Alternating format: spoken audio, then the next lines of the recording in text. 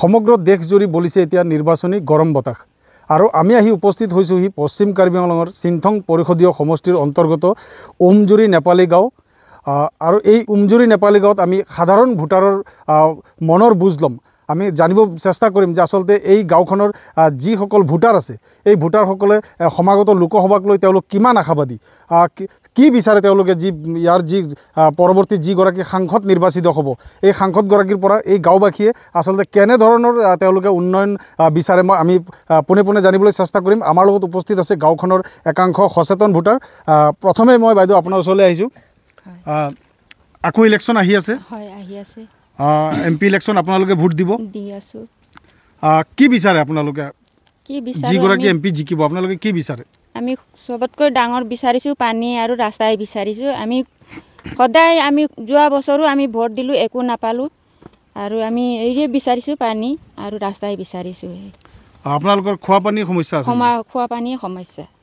ইয়াত জল জীৱন মিছন আপোনালোকে পোৱা নাই নাই পোৱা নাই আমি একো পোৱা নাই আমি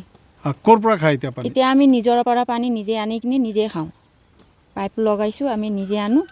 একে নিজে পাহাৰৰ পৰা হয়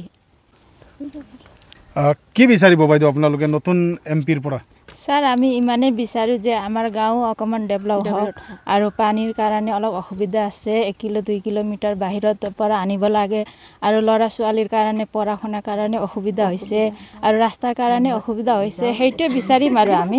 অলপ ডেভেলপমেন্ট কৰি দিয়ক যাতে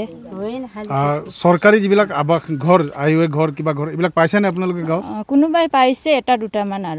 আৰু কোনোবা সম্পূৰ্ণ হোৱা নাই আৰু ৰেচন কাৰ্ড পাইছে সবে ৰেচন কাৰ্ড কেইটামান আছে কেইটামান নাই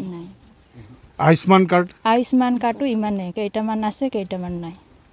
হয় আৰু এগৰাকী জ্যেষ্ঠ লোক আছে আমাৰ লগত কি ক'ব আপোনালোকৰ গাঁওখনত মানে দলং এখনো নাই আপোনালোকে পানী পাৰ হৈ আহিব লাগে মই থাকাটো বহুত দিন হৈ গ'ল মই এতিয়া 80 বছৰ 79 হৈ গ'ল আগত মৰা ভোট দিছোঁ নাস্তা লৈ গৈ আৰু ৰাস্তাটো থৈ পেলাই আৰু ঘূৰি আহোঁতে খাই পেলাই আমি ঘৰত ৰাতি আহোঁ তেতিয়াৰ পৰা আজিলৈকে একো নাই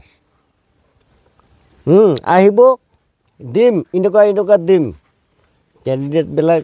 নাহে আৰু লিডাৰবিলাক আহিব লিডাৰবিলাক দিম ক'ব নদিয়ে আৰু বাৰিষা আপোনালোকৰ এইটো ৰাস্তাটো বহুত অৱস্থা বেয়া হয় কেনেকৈ অহা যোৱা কৰে আপোনালোকে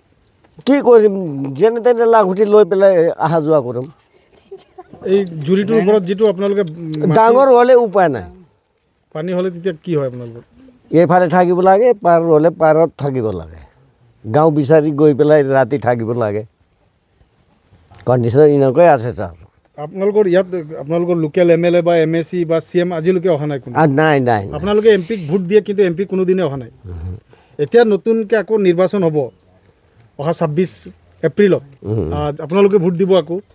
কি বিচাৰিব আপোনালোকৰ নতুন MPয়ে কি কৰাটো আপোনালোকে বিচাৰে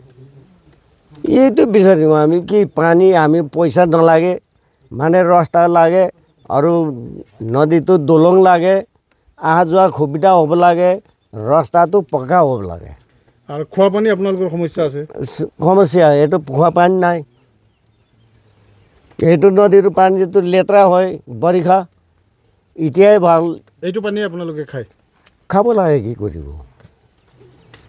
এতিয়া লগভগ 50-60 বছৰ হ'ল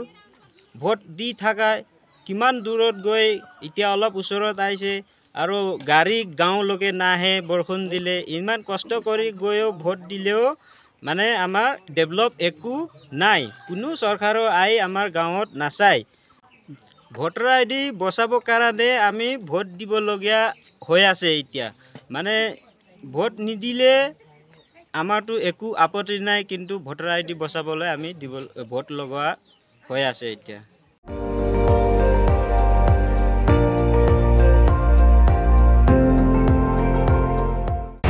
আপুনি চাই আছে ND24 সৰ্বশ্ৰেষ্ঠ নহয় সৰ্বোত্তমৰ দৌৰ